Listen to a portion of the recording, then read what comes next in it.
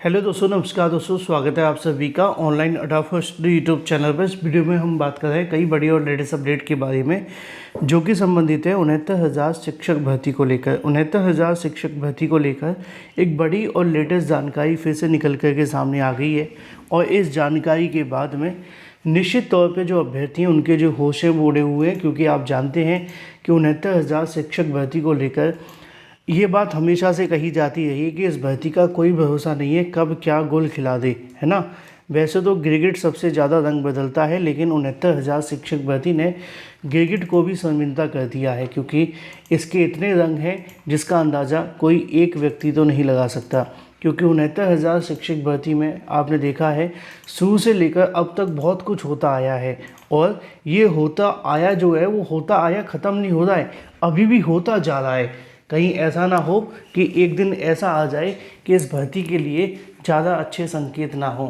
69,000 शिक्षक भर्ती को लेकर एक और नया आदेश जारी हुआ है, डिटेल में बात करेंगे। चैनल को सब्सक्राइब करके बेल आइकन को दबा लें, वीडियो को लाइक कर दें।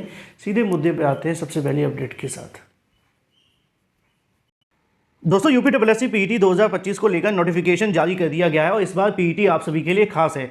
खास इसलिए है क्योंकि आपको हर साल पीईटी देना पड़ता था। सरकार ने एक बड़ा बदलाव कर दिया। अब आपको एक साल अगर टीटी आप पास कर लेंगे तो वो आपका 3 साल के लिए वैलिड रहेगा। अब पीईटी के अंदर कंपटीशन और ज़्यादा बढ़ जाएगा, क्योंकि यहाँ पर बड़ी संख्या में अभ्यर्थी आवेदन करेंगे, जिससे कि तीन बार के लिए आप सभी का पीईटी लागू हो जाए। इसके लिए अब आपको और ज़्यादा मेहनत करनी होगी, और आपकी मेहनत को पूरे तरीके से सफलता की ओर ले जाने वाली आपके पास होनी चाहिए एक बेस्ट बुक, जो कि है चक्षु प्रकाशन की। बहुत सारे अभ्यर्थी मुझसे पूछ रहे थे कि सर हम कौन सी बुक परचेस करें, बहुत ज़्यादा कंफ्यूज हैं। ये बुक मैंने आप सभी के लिए ढूंढ करके निकाली है, जो कि मेरे स्तर से आप सभी के लिए सबसे बेहतरीन है। और निश्चित तौर पे अगर आप इसके साथ प्रिपरेशन करते हैं तो आपका पीईटी 100% क्लियर हो जाएगा अच्छे परसेंटाइल के साथ, क्योंकि ये बुक आप सभी को 100% सिलेबस के आधार पर मिलती है। 2200 से ज्यादा क्वेश्चंस मिलते हैं, 4 सॉल्व पेपर आप सभी के सामने हैं। सभी क्वेश्चंस की सटीक सही उत्तर माला आप सभी को दी जाती है व्याख्यात्मक हल के साथ, जैसा कि आप सभी स्क्रीन पर देख सकते हैं।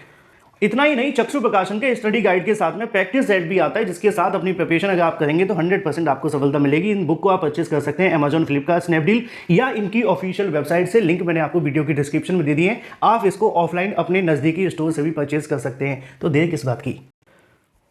69,000 को लेकर कल रात को जब ये आदेश जारी हुआ तो बहुत सारे अभ्यर्थी अभी भी कहीं ना कहीं कमेंट के माध्यम से कहे थे सर कुछ नहीं होगा, ये जो आदेश आया सरकार मानेगी नहीं। अब उनको समझाना बहुत मुश्किल है कि ये जो आदेश आया है वो सरकार ने ही जारी किया है। सरकार के द्वारा जारी किए गए आदेश में सरकार ना माने, अब ऐसे कैसे हो सकता है। अब सरकार ने मान लिया है तभी तो ये आदेश दिया है। मुझे बताया कि ये बात थोड़ी अजीब लगती है, क्योंकि बहुत सारे 69,000 के अंदर ऐसे अभ्यर्थी हैं जिनको लगातार कहीं ना कहीं उनके माध्यम से कमेंट किए जाते हैं कि सर एक बार कोई किसी को नौकरी मिल जाए तो निकाला नहीं जाता। जबकि उनको पता होना चाहिए कि अगर मामले फंसते हैं तो सरकार सबसे पहले साइड हो जाती है। एग्जाम्पल के तौर पर शिक्षा मित्रों को ही देख लो, जब उनका मामला फंस गया था तो उनको 2 मिनट में बाहर कर दिया गया था। कुछ लोग कमेंट करेंगे कि सर वो तो एक एलिजिबल नहीं थे, योग्य नहीं थे। अब ये भी तो योग्य नहीं है जिनको निकाले जाने का आदेश दिया है। कैसे, चलो समझ लेते हैं। ये आज का न्यूज़पेपर है, आपको समझाने के लिए बहुत अच्छे समझ में आएगा। लिखा हुआ है कि परिषदीय प्राथमिक स्कूलों में 69,000 सहायक अध्यापक भर्ती का मामला तय तिथि के बाद भर्ती के योग्य हुए शिक्षक सेवा से समाप्ति होगी। थोड़ा समझने के लिए ट्रिकी वे में लिखा हुआ है, आपको मैं समझाता हूँ। अगर तय तिथि के बाद भी जो अभ्यर्थियों को योग्य माना गया है तो वो योग्य नहीं माने जाएंगे। फॉर एग्ज़ाम्पल कि अगर 22/12/2018 तक आप सभी के पास में ये सारी की सारी योग्यताएं नहीं होती हैं तो आप योग्य नहीं हैं इस भर्ती के लिए। आसान भाषा में कहा जाए तो आप इस भर्ती के लिए अयोग्य हैं। अब इस बात को सुनने के बाद में निश्चित तौर पर सवाल तो आपके मन में आना चाहिए कि इसमें किसकी गलती है। इसमें गलती दोनों तरफ से है। अधिकारियों ने तो गलती की ही है, कोई शक नहीं है, लेकिन अधिकारियों के साथ साथ उन लोगों की भी गलती है जिन्होंने इसमें आवेदन किया था। हालांकि ये मामला काफ़ी लंबे समय से कोर्ट में चल रहा था, धीरे धीरे करके अब इनके लिए समस्याएं आने वाली थी। लिखा हुआ है कि अगर बात की जाए परिषदीय प्राथमिक स्कूलों में हुई 69,000 सहायक अध्यापक भर्ती में चयनित ऐसे शिक्षक जिन्होंने आवेदन की तिथि 22 दिसंबर 2018 के बाद आवश्यक न्यूनतम योग्यताएं प्राप्त की थी, उनकी सेवा समाप्ति होगी।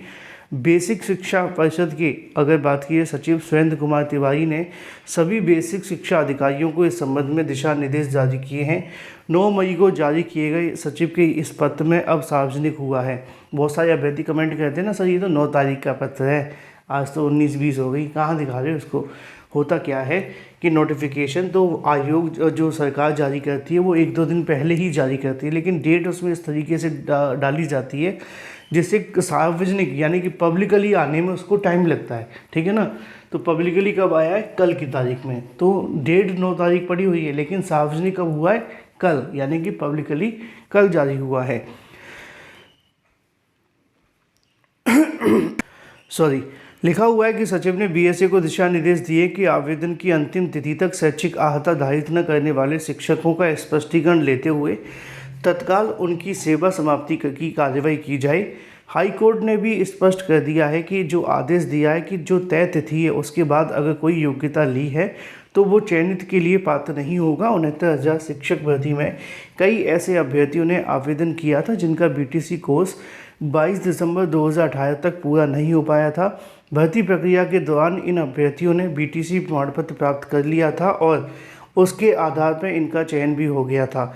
इस भर्ती के पहले चरण में अगर बात की जाए तो 31,277, दूसरे चरण में 36,590 और तीसरे चरण में 6,696 अभ्यर्थियों का चयन हुआ था।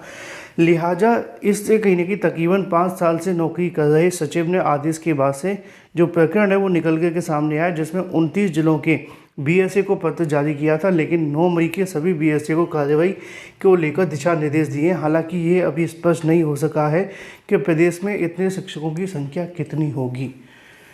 इनकी संख्या हजारों में हो सकती है, लेकिन हजारों के बीच में कितने हजार होगी ये सवाल कहीं ना कहीं अभी बना हुआ है इस मामले को लेकर।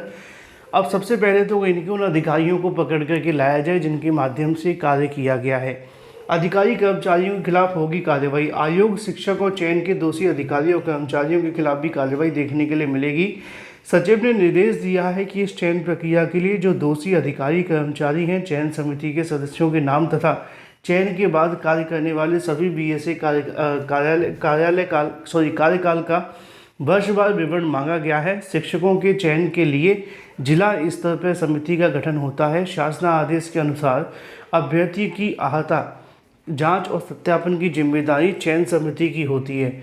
निर्धारित समय सीमा 22 दिसंबर 2018 के बाद जो योग्यता धारित करने वाले अभ्यर्थी हैं, चयन की जिम्मेदार सीधे तौर पर चयन समिति है। इसलिए बेसिक शिक्षा विभाग की ओर से उनके खिलाफ भी कार्रवाई की जाएगी।